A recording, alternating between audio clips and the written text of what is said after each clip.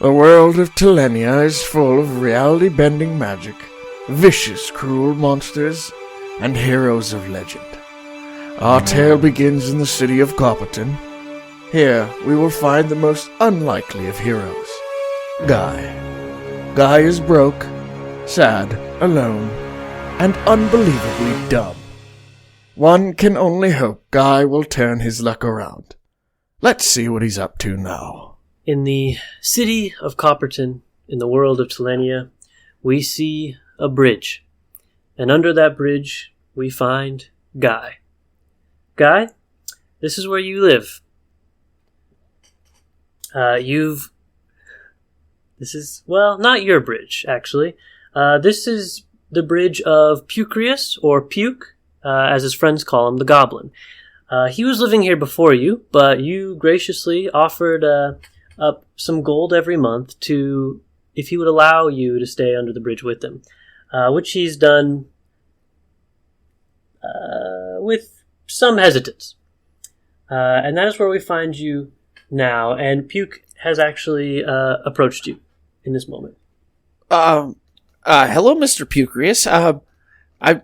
How are you today? I'm trying to stick to my side of the bridge here, but it seems that you've come over to my side of the bridge, so there must be something important that you'd like to discuss with me.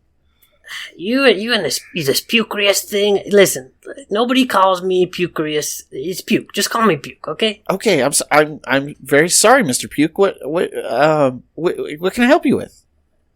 Listen, Guy. I know we didn't put a number on it, but you said couple gold a month, you could stay under here with me. And yeah, I gotta be honest, it's, ever since you moved in, you're kind of just harshing the vibe. You know what I mean? There was a vibe under the bridge. Okay. This was Puke's place, okay? I got barrels of stuff. I got they're nice barrels. Bags. Listen, I had rats that lived out here. But ever since you moved in, it doesn't feel like Puke's place. You know what I'm saying? You're saying you want the rats back? I'm just saying there was a certain ambiance to the place, and I feel like you're too much. You're too much, Guy. Oh, I apologize. I just thought that I would keep my my side neat and tidy, so that way if I eventually strike it rich and move out and get a big mansion on a hill. Strike it rich in Copperton?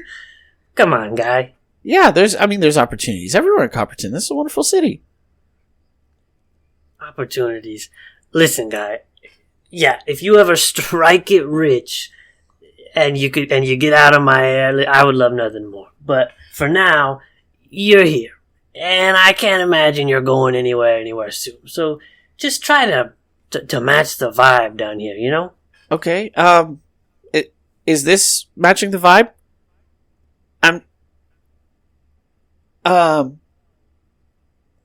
No, this isn't. What you're making a face? What is this face that you're making? I tried to do your face. It's not That's working. Supposed to be my face? Well, no. I was just trying to look cool. Listen, Guy. There's a job board outside of the mayor's office, his house. Okay. And people put up, little odd jobs here and there. You can make some gold. Why don't you go check that out and see what's out there for you? Mr. Puke, I will get your rent for you, and I will find a nice, big, fat rat to put in under the bridge for us. I appreciate it. Yeah, go ahead, Guy. Okay, bye. Okay. Guy, you head into the city proper, heading towards the main city square to look for work. I'm just, gallivanting. I'm having such a, it's a lovely day out. It's a nice day out. It's mostly overcast, and, it might rain, but, it smells good when it rains. Under the bridge gets a little wet, but, I waved to a lot of people on my way. Sure, of course. Did they wave back? And people wave back and smile. The people of Copperton are humble folk, but kind. And you get into the brick-laid city square. You see some small stalls of fruits and vegetables and things that some local farmers have set up, and people kind of wander about, doing their daily business. And you find the aforementioned job board, and you see some pieces of parchment pinned up to this, and you look over it, looking for something that you feel comfortable doing or seems like it would fit your skill set. And you do see a parchment from Farmer Willump. And Farmer Willump says that his farmland has been plagued by creatures that come in the night, and they destroy crops, and they eat the cattle. Oh, wow. He's offering 5 gold for anyone that can figure out what is coming in the night and destroying his farmland. It just to specify, it doesn't say that I have to kill. What? It just says I have to figure it out. No, I mean it would be to deal with it as well, to figure out and to deal with whatever, to stop this creature or whatever it may be. Well, I mean, yeah, this is the most towards my suiting. I pull the paper off the board and I stuff it in my pocket. All right, and we see Guy heading towards the city outskirts, looking for Farmer Willump and hoping to make some gold.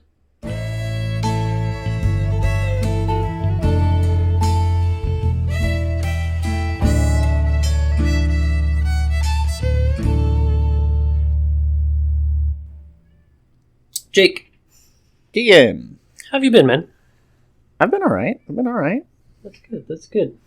I know our tastes differ in the D&D media that we consume and stuff, which I think is kind of interesting. Mm-hmm. And I know that you obviously know of Critical Role. I know you've watched the Vox Machina animated show.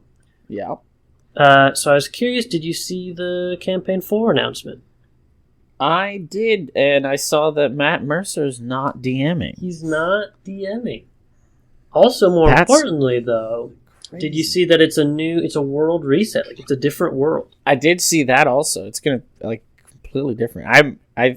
I think I might start listening to Critical Role. I think it's a good idea. I also think it's really interesting because, it is such a good jumping off point now, within New World, because Campaign 1, 2, and 3.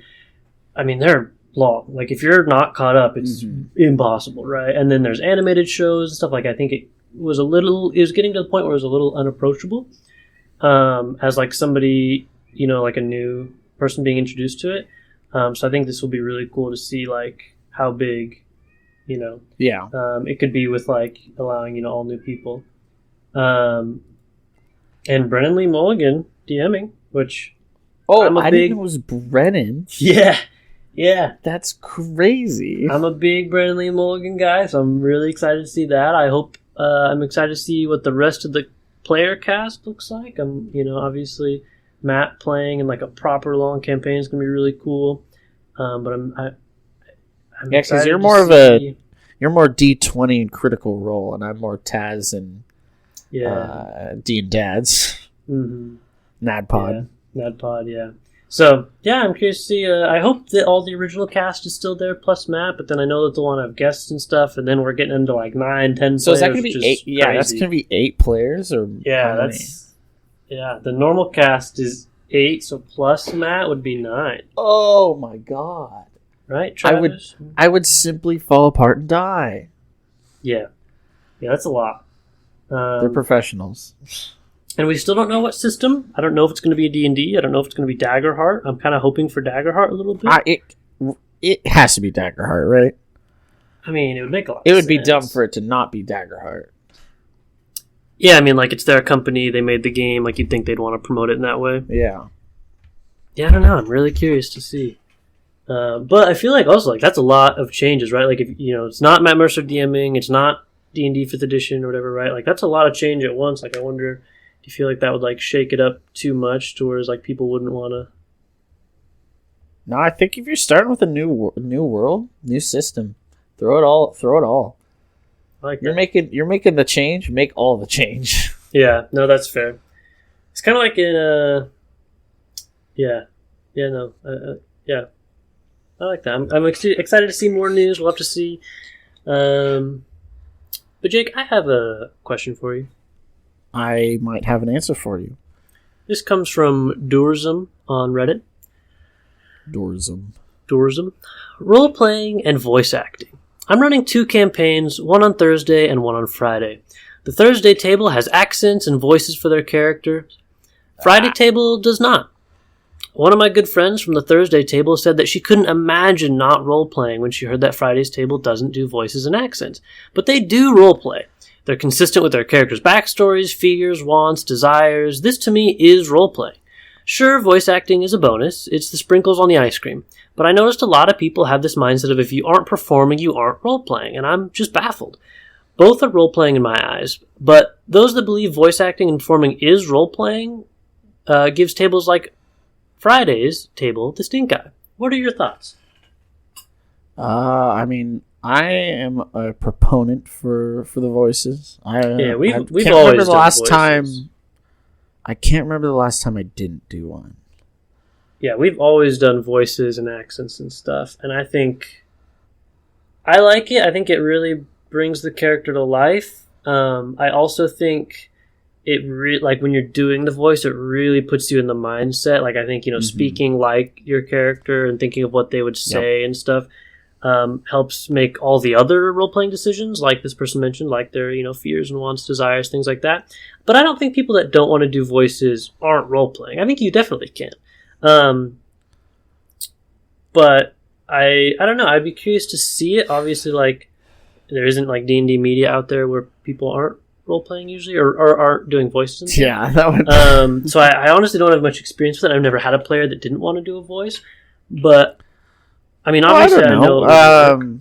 Like big the Gavins don't often do like super in-depth voices. Not in-depth voices, but it still is a voice. They might not do an accent or something really far outside of their like normal range, but it's still like a distinct voice that isn't their normal voice for their character. But you're right; they're like they're not as out there as like because you and I make some really big swings sometimes with voices. We do a lot of accents or things outside of our normal range, things that are like indistinguishable from our normal voice. But I mean, I think it's all good. Like I wouldn't be upset with a player that didn't want to do a voice. I think as long as they still try to play into their character and make decisions based off their character, like I think you'd have a lot of fun with it. I'm just trying to imagine how that would go. Like, is that just like you tell the DM like, oh, I tell the shopkeeper, that I think I could get a better price for that. Like, is that what I mean? Yeah. Like, is it more just like saying what you're saying? Saying what you're saying. Telling them what you're saying rather than saying what you're saying, or just being like, because it's hard to distinguish. Like when people at our table have done like just use their own voice, like it does make it like difficult to be like, okay, who's in control right now? Yeah.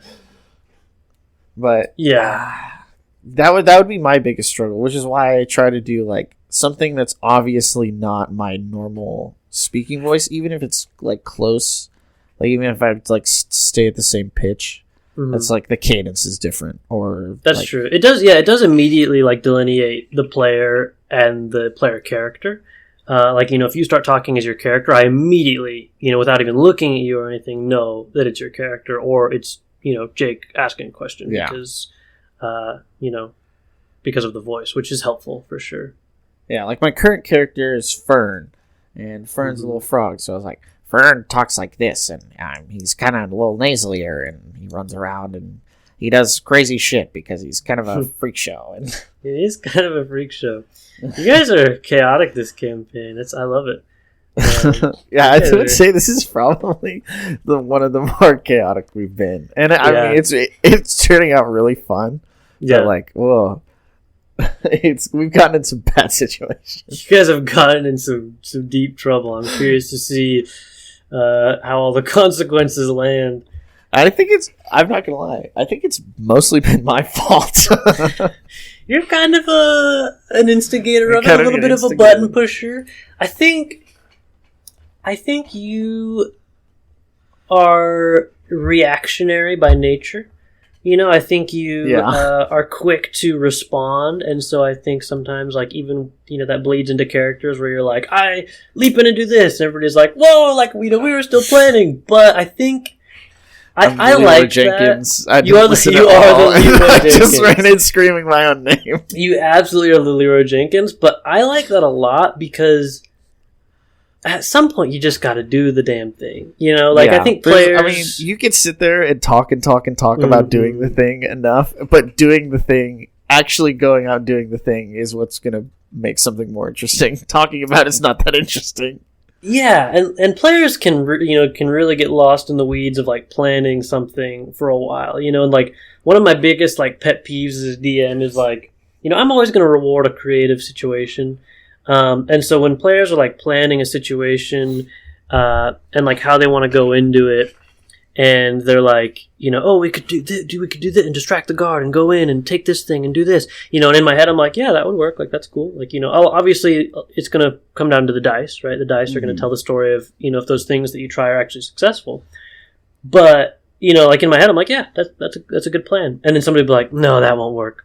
And then they start all over from square one, being like, okay, no, actually, we'll do this, and we'll go in this way and do this. And in my head, I'm still like, yeah, okay, that works too, like, sure. And somebody's like, I don't know, but the first plan, I'm like, oh my god, just go, just do the thing. Like, I think people get lost in the sauce a little bit. Yeah, I mean, it's fun because, like, it's fun to come up with, like, harebrained schemes that could work, right? Yeah. And it's like, from a player's standpoint, like, it's fun to be like, okay, like, obviously the cleric's gonna think of a different way to do it than the rogue. Like, the rogue's gonna want to sneak in and do it this way, but the cleric might have like some spell that was really helpful to them in this situation. And yeah, like, it's cool to see like how a different player and like different classes like kind of butt heads when it comes to planning. So I like that aspect, but I also like, if it takes too long, I'm just gonna do something. Yeah, I think there has to be somebody that eventually is like, all right, this is the plan. Even if it's not, perfect. I think. Yeah. And the dice, like I said, the dice are going to decide anyways. Sometimes your distraction isn't going to work, or your stealth isn't going to work, and you're going to have to plan on the fly anyways. So it's Most all right of the to time, leave some room for that. something doesn't work. Yeah, for sure. Or someone rolls very, very poorly, and the plan has to change immediately. Right, exactly. Yeah, so it's like I don't love getting lost in that planning phase for too long. Especially because as the DM, like there's nothing to do. Yeah, you're just kind of chilling there. But yeah, so I love having a Leroy Jenkins who at some point is like, fucking go. Yeah. Yeah, I've been that player on more than one occasion. I've also been like the more like setback, like, oh, we probably shouldn't do that, and nervous about things. Yeah, I do like the back and forth, especially when it's in character. Mm-hmm. I do love like a clash of ideals or mentalities. Like, I think that's really fun to explore. So that part of it is very fun for me.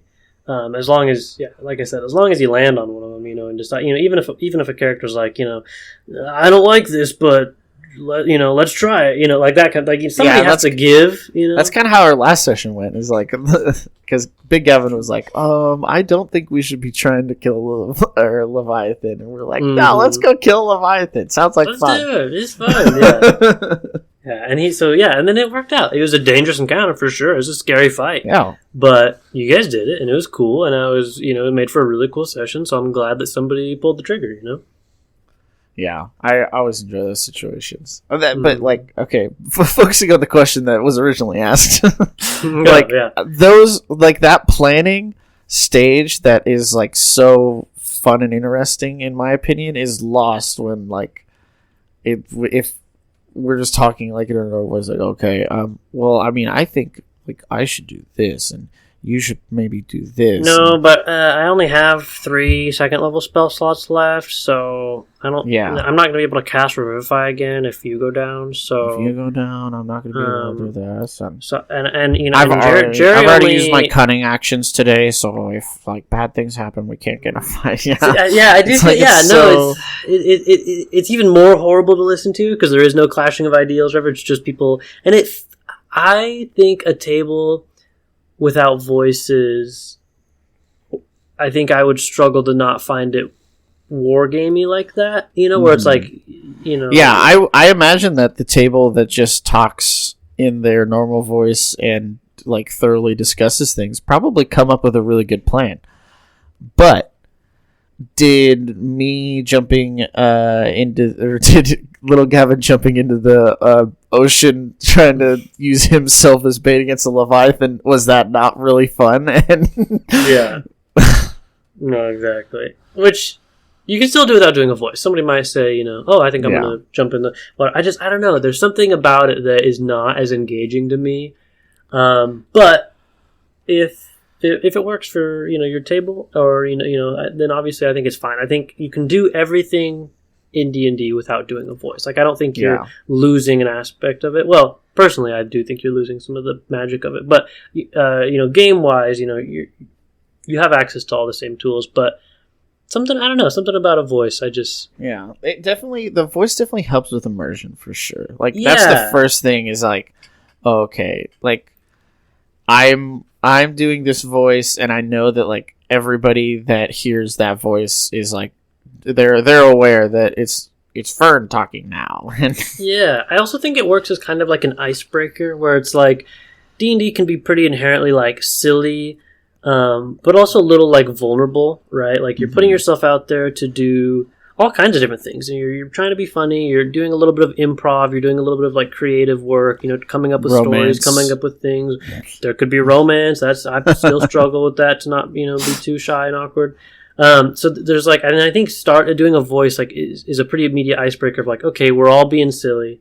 You know, everybody here. You know, we all have done a silly voice. We're all being embarrassing. And then so when you go to try to do something like that, it doesn't feel. Like you don't have to feel too shy. You don't have to feel too vulnerable. I've done some wild ones. My last one before this I was doing a Russian one. yeah, I liked that a lot. That was really fun. And then it also like I love the idea that like someone picks an accent for something, and then it's like okay, like all the people from that place might have that. You know, even if it's like random, it's like okay, goblins are Russian or whatever. You know, like not even the stereotypical ones, right? Like not like the dwarves are Scottish. Like dwarves are Scottish, we all know, but like. Goblins are Russian, or like, or if someone makes a goblin player character and they decide to do a Russian accent, it's like, okay, maybe all goblins are Russian. So then when you guys go to the, Goblin City and everybody has a Russian accent, like, that's kind of fun. Like, that voices and accents Dude, a Russian Goblin City, building. I would love that so much. Sick as hell. Yeah, like, that can immediately add to the world building and stuff in very fun ways, like, and add some kind of flavor and stuff. Yeah, but if it's, if it's not the way you want to go, it's not the way you want to go, and yeah, just glad that people are playing D&D. Yeah, I like that. I got one that might be good here, and I know for a fact that we've both done exactly this. So, Gallifrey, I don't know, asks, why are new DMs trying to prep whole campaigns? I keep on seeing posts on the various D&D subreddits saying that the poster is a DM who is trying to prep an entire campaign. Even when I was brand new, I was a DM before a player, I thought it was pretty clear that you should only be prepping one session ahead. Where does the advice to prep campaign all at once come from? And is there a benefit to doing this? Am I just going a little mental and this isn't actually a thing at all? It's definitely a thing. Yeah. For sure. I don't know that it's like a piece of advice that exists already. Like, I don't think there's anybody out there saying you have to have your whole campaign ready from the start. I think there's like a couple things.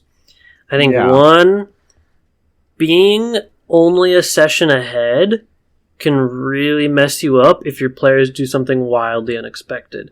So if you're going into a session being like, I'm pretty sure they're going to go into the mines and explore the mines. So I have maps for the mines and I have monsters that are going to be down there, and I have a riddle and an encounter and an NPC and treasure or whatever. And then the session starts, and your players are like, "Hey, remember that city you mentioned 7 sessions ago? We're going to go there." And you're like, and you're lost, right? Which, and you're improvising. Everything for that whole session is going to be, off the dome. Which, if you're a skilled DM, you're going to be used to that, and you're going to develop that skill of like coming up with stuff on the fly. So I think that's where it all starts, right? That's the root of it. Is like people don't want to be in that situation. There might be some like anxiety of like having to come up with stuff on the fly, and so building out this like whole world and adding lore to everything and story to like everything and getting into the details like saves them from being in a spot where they don't know what comes next. Yeah, I think that my kind of take on it is I don't like plan the whole campaign, but I plan like points for the whole campaign. Like when we do the world building session, I do some world building first just to get some basic stuff out there before we do the world building session, and maybe I've come up with like who's going to be the bad guy, and then from there, like I want to do the world building session that we usually do, and after that, you're meaning that's part of our session 0. As part of our session 0, we like to have everybody add some little things to the world, maybe a city, maybe a type of magic or whatever, just because we like it. It's fun. Some conflict somewhere, maybe. Yeah, it shifts some stuff around. That's in a location. And then it's really cool when it comes up, like if you're because then you take that session 0 stuff and you try to weave it into the story that you've been crafting, and try to make like a through line. And then when people's stuff that they came up with is like woven into the main story, and it comes up, in a session, like people like it, they feel very cool. The session 0, all of those points that like you guys talk about are points that like I plan to get to at some point. Yeah. Whether they like happen, most of the shit is improv anyways, but like I'm maybe 2 sessions ahead in my head, but not on paper, because I can't be 2 sessions ahead on paper because you guys aren't going to do exactly what I want you to do. I just know that at some point during a session, like maybe a point of interest that you guys have talked about has come up, and that's kind of how I like to format it. It's just more like it's more like bullet points, like a bulletin board. At some point X will happen, at some point Y will happen. Mine's pretty similar. I developed like a skeleton of a campaign where I'm like, this is like the general stuff. Like, I have little bits of each city and, the kind of main story I want to tell, and little bits of lore and stuff. And then with every session, I build onto that, and it starts to form some kind of, muscles and some, whatever. Yeah. You kind of, it becomes like a cohesive thing. But as far as like prepping for sessions, it's like I'm definitely building up that skeleton and that structure and the, very much, like bulletin points and things like you said, or bulletin board. And then I prep for the next session on paper. So like, if I think, you guys are going to go into the mine or whatever, then I'll prep for that. I'll be like, okay, they're going to go in the mine. Let me see what monsters I want to put in there and, what treasure and stuff. And I'll prep for that session. But I don't.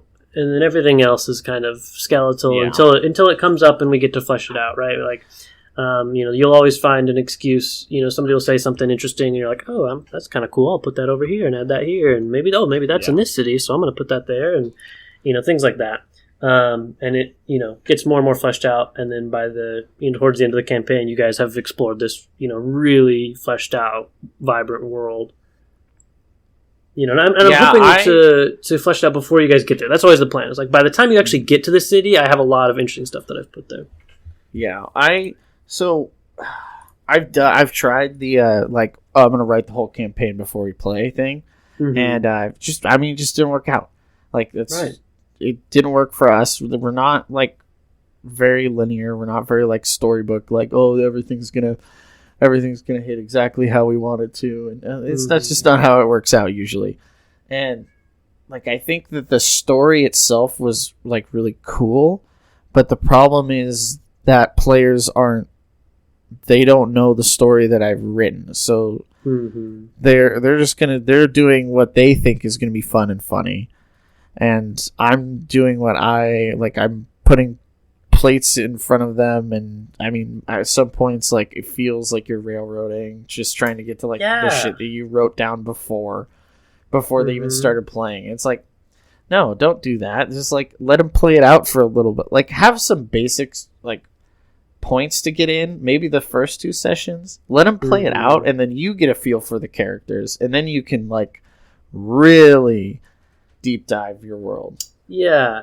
No, I totally agree. Like, I think if you write out the whole thing, it does feel like railroading, because you know, if you plan out every little detail, you have to put them in the positions to play that out. You know, and I guess if you've built just the world, if you get really in depth in building a world, it can be okay. But if you've built like a campaign, an adventure specifically, which I think is why our group has struggled with like adventure modules, you know, because those can be a little bit more linear. Yeah. And you know, as a DM, you're like, okay, well, we have to do this in chapter 1 so that I can go to chapter 2, right? Yeah. And so, like, there's like a point you have to get to. You have to go to this cave and you have to kill the Goblin King so that it can be revealed that he was actually working for a mind flayer, and you can go to the next chapter or whatever, right?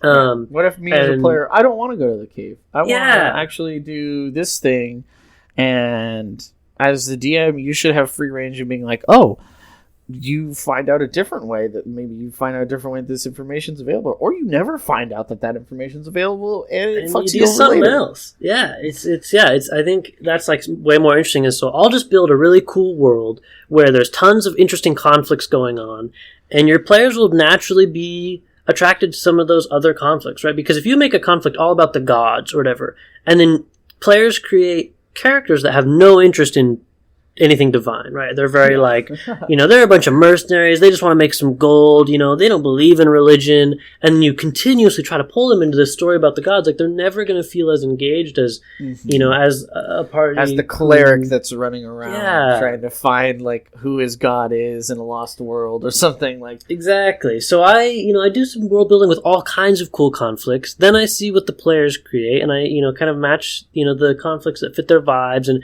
you know, and then honestly, it's sandboxy, right? You just let them loose, and when you have something really cool, you just, you know, you wave a little shiny thing in front of them, a little piece of candy, you know, and you can kind of direct them that way, where you're not railroading, you're just like, you know, you're just showing how cool this thing over here is, and then they go do that thing, and maybe you have that, yeah, exactly, and you just lead them around the map, campaign world like that. You know, you're like, this is really cool over here, and there's magic items and loot and treasure and level ups and, you know, stuff over here. So they go over there and they do that, and then you know, repeat that, and eventually you get to explore the whole cool world. I mean, I think we've both like caught the lure of just writing out something that we think is like super cool, and we've got this big, amazing, grand story written out, and it's been like the least fun D&D we've played.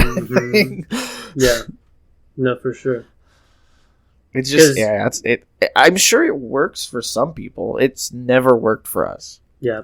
I think our groups enjoy so much, like, the level of agency they have. You know, they can look on, you know, because we make maps for all of our campaigns, you know, all of our homebrew stuff, and they can look at the map and be like, man, this city looks really cool. Let's go there. Let's check it out, you know. And then they go there, and there's a quest, and there's a story, and they get all, you know, involved in it, and, you know, it's really cool. And then they get to do that again over and over with all the different cool locations, and eventually it kind of weaves together to create a story, and it all leads to the BBG. He was behind everything, and they kill him, and campaign over. Like, that's kind of the structure of how we've found we enjoy and we've built.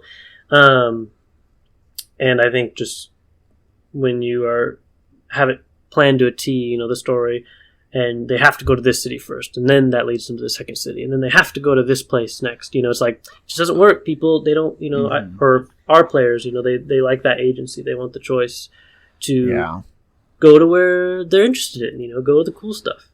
Yeah, clues written out in very specific places. It's like, well, they might not go there, so they might not ever get that clue, and you got to put it somewhere else. Very helpful. So then you got to.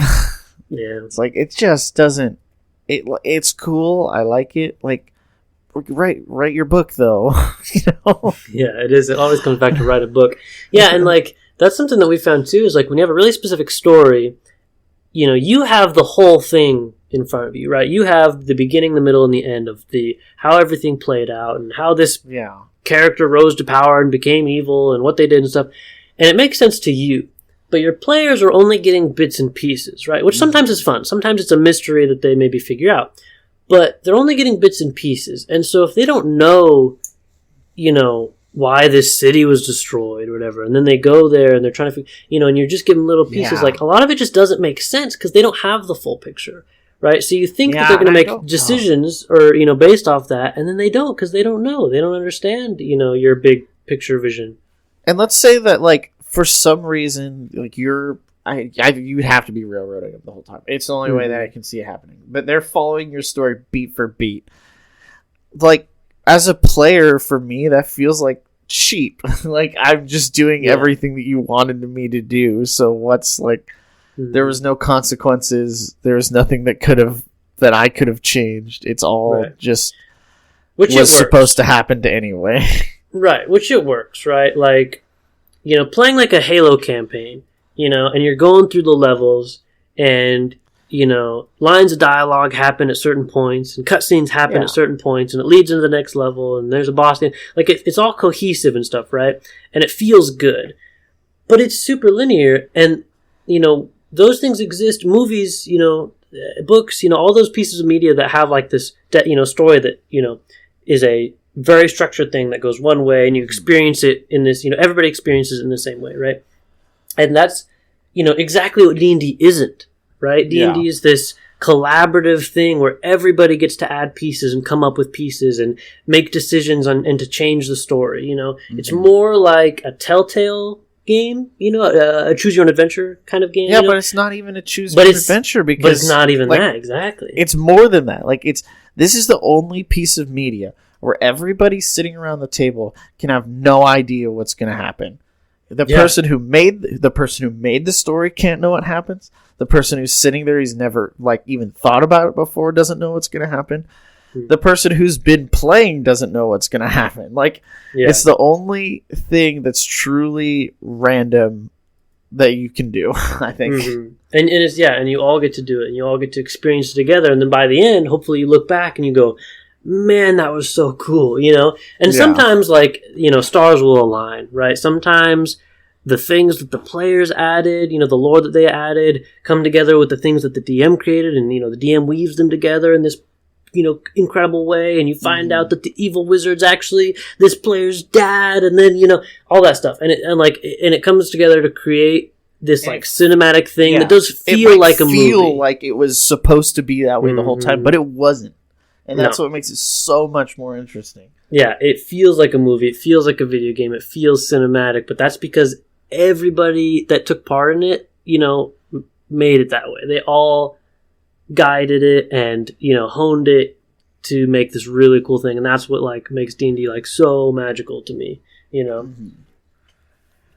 Yeah, because, I can watch, Avengers Endgame and be like, wow, that was a really good movie. But if I watch Avengers Endgame again, I've just watched it the second time. Nothing changed. Mm-hmm. But if I play D&D one weekend and then we finish a campaign, I'm like, wow, that was an amazing campaign. And then next weekend I'm playing D&D again, and I'm like, oh my god, it's completely different. Yeah, it's exactly. I have one last one to wrap us up here that I think is very fitting with this conversation. Okay. Red Hood 101101 asks... That's a lot. That's a lot. How do you end a campaign? My campaign has about 2 to 3 sessions left in it. The party is gearing up for the fight with the big bad, stop his plans, get their wish spell in the end. Then what? I've never really ended a campaign before. Most just kind of stopped. I would love to know what people do other than you just go, okay, you win, have a good day, bye, see you next week for the next one. Yeah. We have a system that works pretty well. Yeah, I think ours is pretty good. We kind of finish up the story, and then we go around and say, okay, what is your next step? In each player says, okay, my character does this, or I do this. Yeah, and epilogue, personal epilogue that they decide. Yeah, and then each character gets their happy ending or their not so happy ending, and then DM will usually type it out in our big group chat and be like, okay, this is the last thing for it. Is maybe it maybe is like building up to what could happen in like a future campaign or something, but it's like the conclusion is like an epilogue. You kill the final boss and you experience that and you say what your player starts finishing, and then but the world's still alive, so that the DM gives the epilogue of the world. Yeah. And I think that it's been pretty successful for us.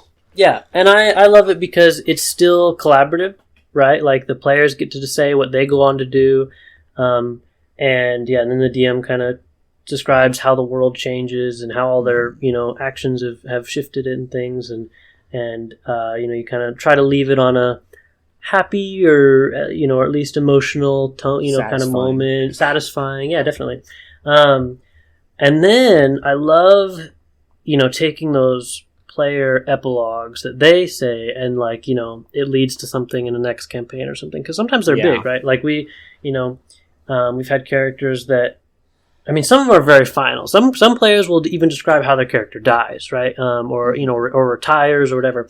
But some, kind of leave it open to where, they're kind of on their next adventure. And I love tying that into, next campaign or something, and maybe bringing, sometimes you get to bring an old player character back as an NPC who's still out there doing stuff, and that's all depends on if your group likes that kind of thing. But we've done it a couple times, and I try to do it sparingly because I don't want to do it all the time. I want it to feel special when it happens. Callbacks are really cool for us, but if it happened all the time, it would just be oh, look, this person's character is back.